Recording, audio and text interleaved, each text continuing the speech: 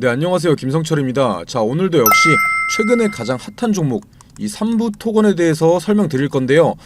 자, 일단 이 3부 토건 주주분들 금일 급등 축하드리고요. 이 3부 토건 하면 따라오는 키워드가 뭐가 있을까요? 뭐 최근에 논란이 되고 있는 이 유상증자, 그리고 뭐 전환사채, 뭐 작전주, 그리고 또 이제 3부 토건이 엮여 있는 게 뭐예요?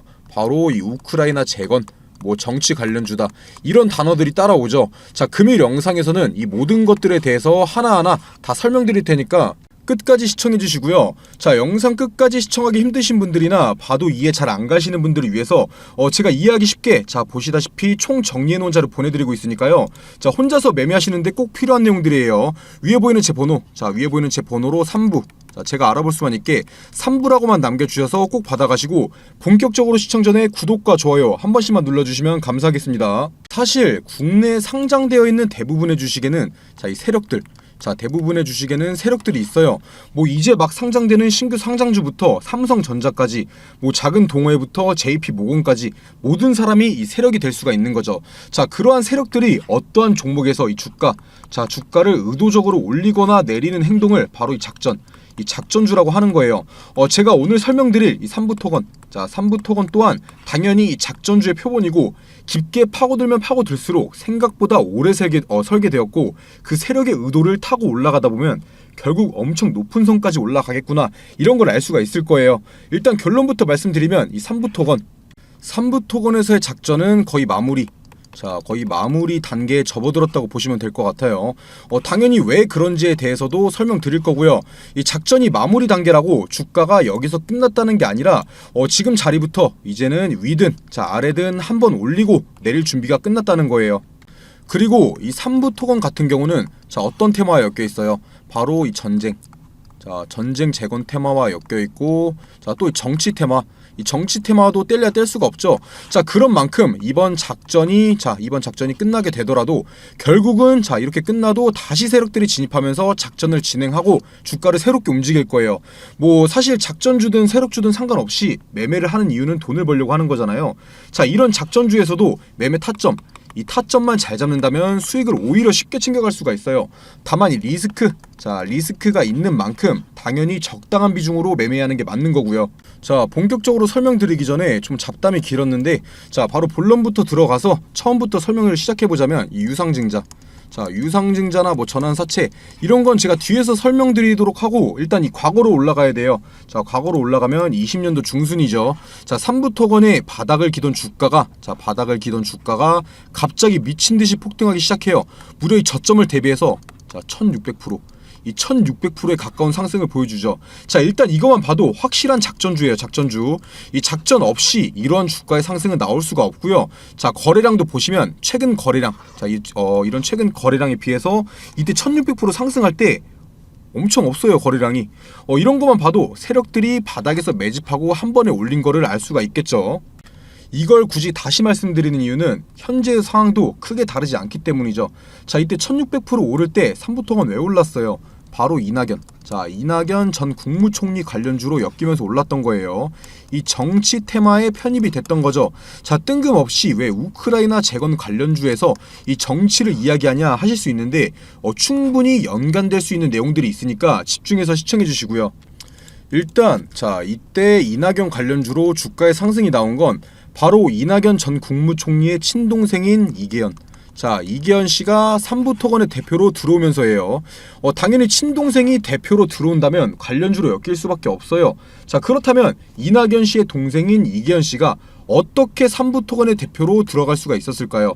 자, 3부 토건 전 회장인 조남욱 씨, 자, 3부 토건의 전 회장인 조남욱 씨는 국내 정치계와의 인맥이 굉장히 넓어요. 뭐 정치적인 부분에 대해서는 개인적인 발언 절대 안 할 거고, 기사 등으로, 자, 뉴스 기사 등으로 공론화된 팩트들만 말씀드릴 거예요.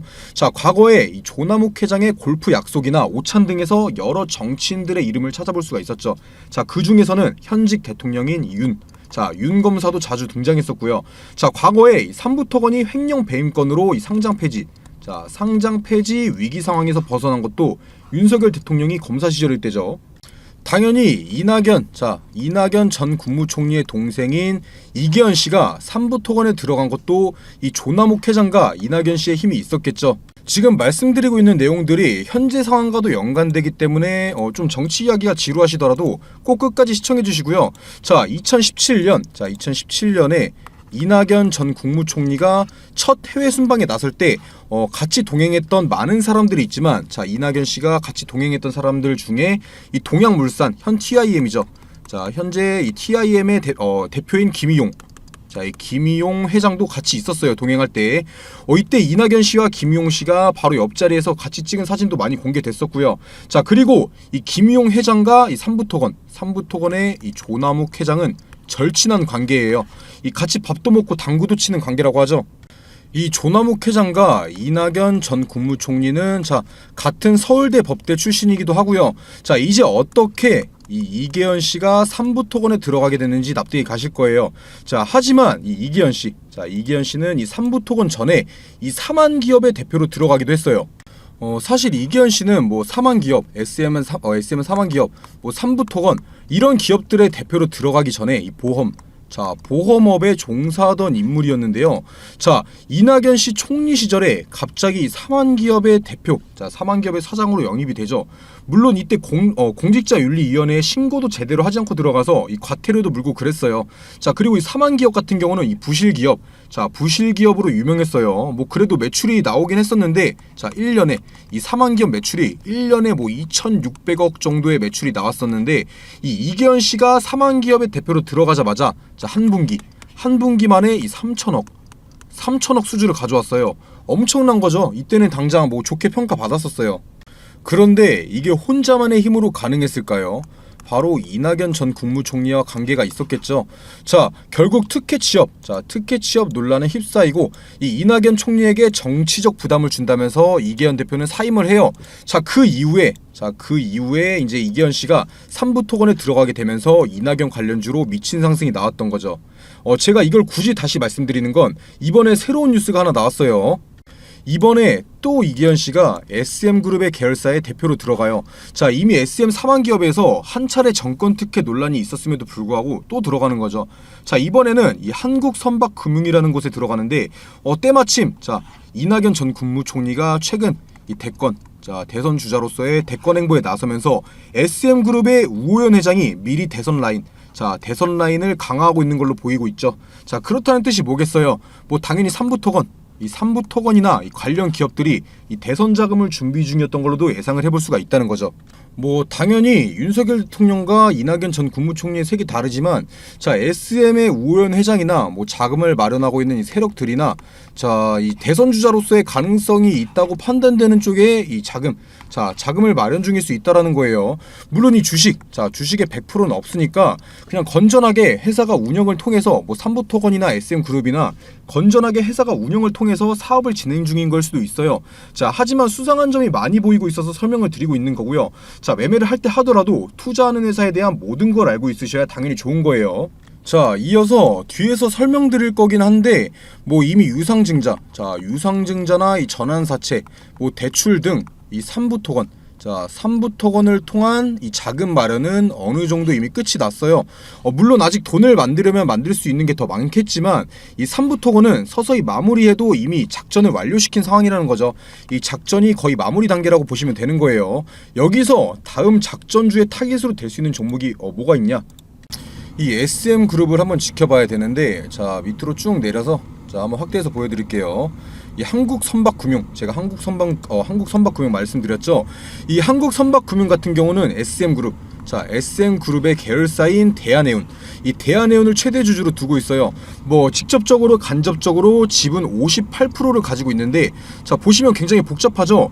결국 타고 올라가다 보면 이 우호연 회장이 자리하고 있는데, 이 작전주가 될 수 있는 후보 중 이 주식시장에 상장되어 있는 기업은 몇 개 없어요.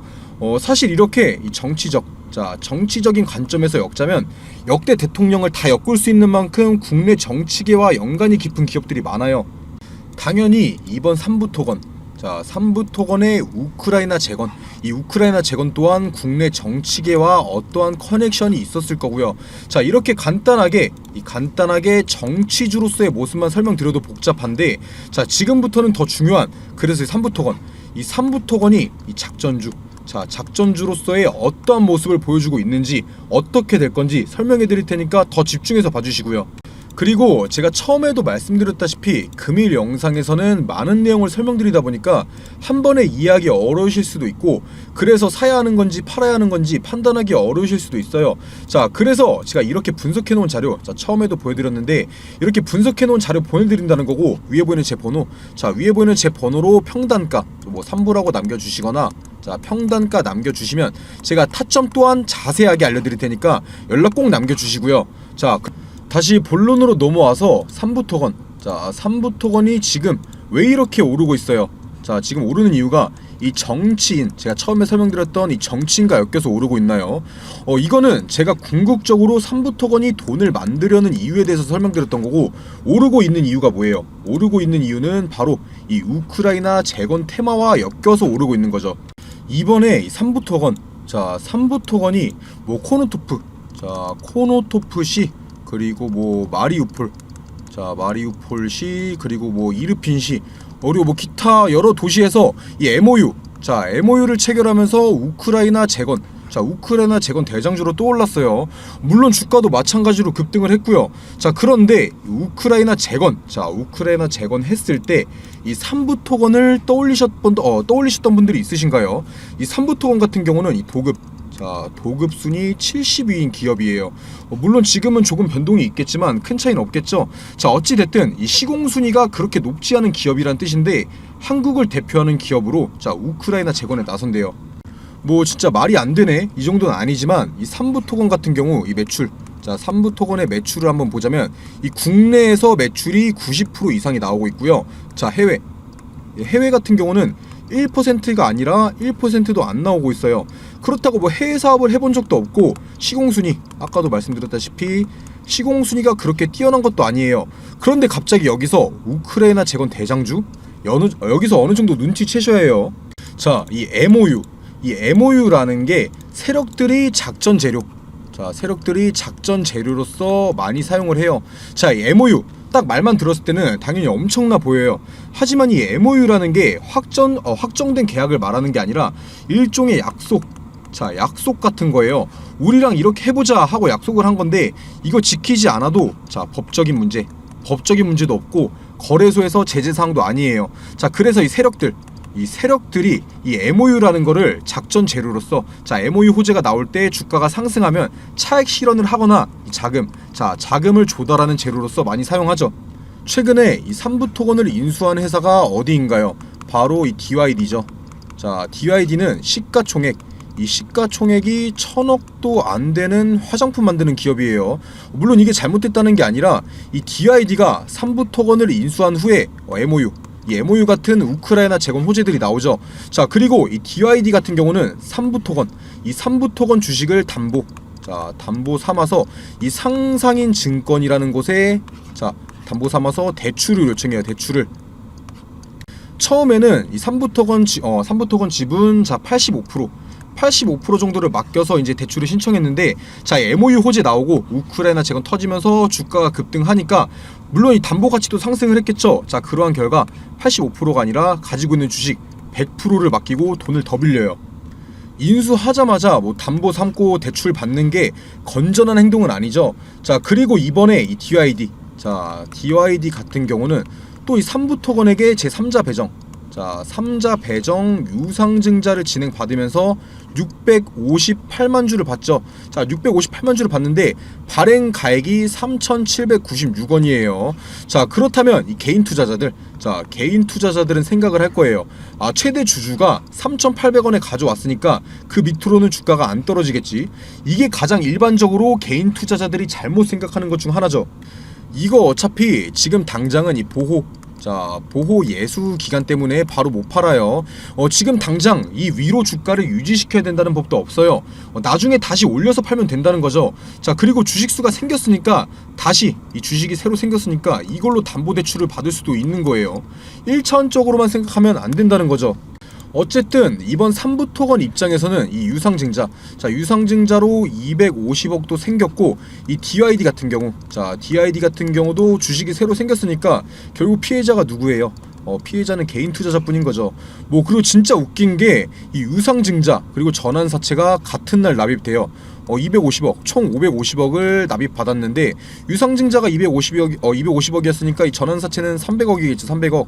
사실 이 전환사채, 자 전환사채 같은 경우는 이번에 새롭게 나온 게 아니라 예전에 있었던 전환사채예요. 자 과거로 올라가면 21년도, 자 21년도에 강원건설, 자 강원건설 종합이라는 곳에 대상으로 진행됐던 이 전환사채인데 이때는 자 21년도 이때는 200억 원, 자 200억 원을 빌려달라. 자 주식을 2,000원대, 자 2,000원대에 담보 삼겠다 전환사채 이렇게 한 거죠. 하지만 이때 납입이 연기되면서 중간에 대상이 이 강원건설에서 바로 이 판코리아, 자 판코리아 홀딩스라는 곳으로 바뀌어요. 자 금액도 200억에서 300억 원, 자 300억으로 늘어나고 전환 가액도 2,000원대에서 자 1,000원 초반대로 낮아지죠. 돈을 만들 구실을 만들었고 대상 회사를 찾는 데 성공을 한 거죠. 이 판코리아 홀딩스 뭐 찾아봐도 기업에 대한 정보, 뭐 투자를 했던 이력 이런 거 없어요. 그게 무슨 뜻이겠어요? 자 유령회사를 통한 차명 계좌로 전환사채, 이 전환사채 발행하고 돈놀이한 걸로 볼 수 있는 거예요. 자 우리는 자 삼부토건 DID, 우리는 정당한 대가를 통해서 돈을 빌렸다. 삼부토건은 돈 만들었으니까 이득, 빌려준 사람은 이 전환사채 물량 팔면 또 이득. 1,200원대예요. 1,200원대 팔면 이득인 거예요. 이건 뭐 언제부터 설계가 돼 있던 건가요? 21년도 강원종합부터 판코리아로 바뀌기까지 알면 알수록 무서운 종목이죠. 어찌 됐든 간에 이 삼부토건, 자 삼부토건은 유상증자, 이 전환사채 통해서 자금 마련 결국 성공한 거고 주가도 끌어올렸으니까 성공한 작전, 자 성공한 작전인 거예요. 여기서 끝내도 이미 성공한 거라는 거죠. 자 그래서 매매를 할 때 하더라도 지금이 굉장히 위험한 구간, 자 지금 있는 구간이 굉장히 위험한 구간이라는 건 인지하고 있으셔야 돼요. 물론 자 전쟁이 끝나고 뭐 재건을 하고 하면 세력들이, 자 이 세력들이 바닥 구간에서 다시 들어오면서 급등 다시 시킬 거예요. 자 하지만 그 급등 전에는 반드시 급락이 있을 거라는 거죠. 자 그리고 수급 간단하게만 한번 보시면 꾸준하게 주도하고 있는 집단이 지금 없어요.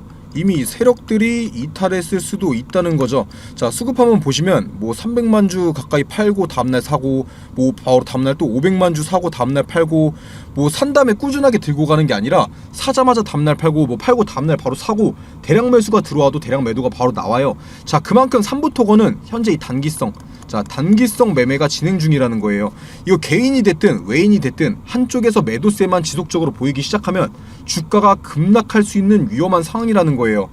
그런 상황 속에서 더 위험한 건 이 외국인들, 자 외인들이 많이 사는 것 같아 보이지만 결과적으로는 이 개인들한테 물량을 다 넘기고 있는 중이라는 거죠.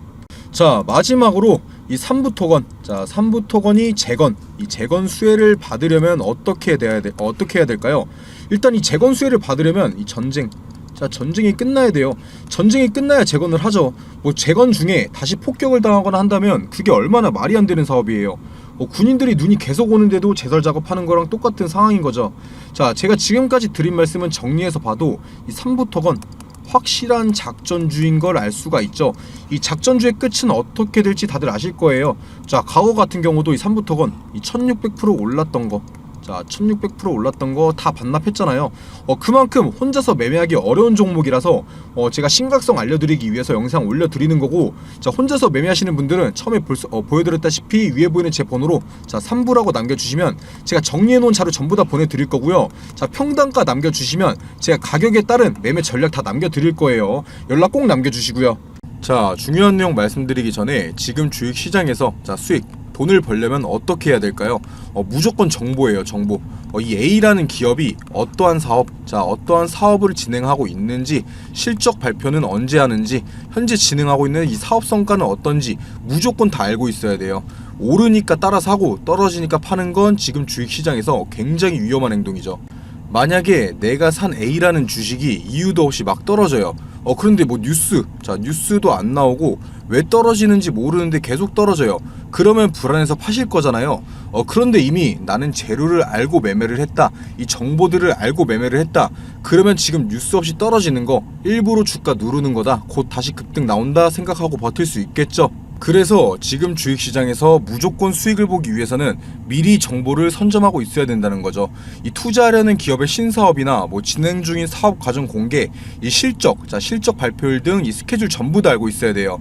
만약에 A라는 기업이 있는데 뭐 며칠에 이거에 대한 발표회가 있다. 그런데 현재 주가는 아무 변동이 없다. 그렇다면 매수 타점이 되는 거겠죠. 자, 그리고 이 발표일에 부각되면서 주가가 상승하면 매도하면 되는 거예요. 그러면 그게 수익이고 안전 투자인 거죠. 하지만 지금 개인 투자자분들이 하고 있는 건 이 A라는 주식이 갑자기 급등을 해요. 거래량도 계속 실리고 막 움직여요. 당연히 사고 싶죠. 그런데 이 뉴스까지 나와요. 뭐 특징주, 특징주 하면서 어떤 것 때문에 부각받아서 상승 중이다. 이런 거 나오면 그때 따라 사죠.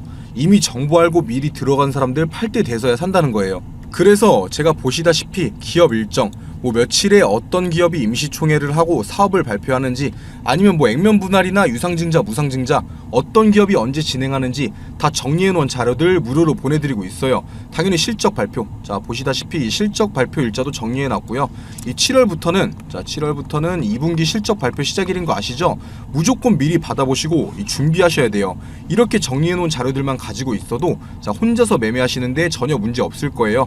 위에 보시면은 제 번호 보이실 텐데, 위에 보이는 제 번호로 정보라고만 남겨주시면 보내주시는 모든 분들한테 보내드릴 테니까 부담 갖지 마시고 이 정보라고만 남겨주시고요.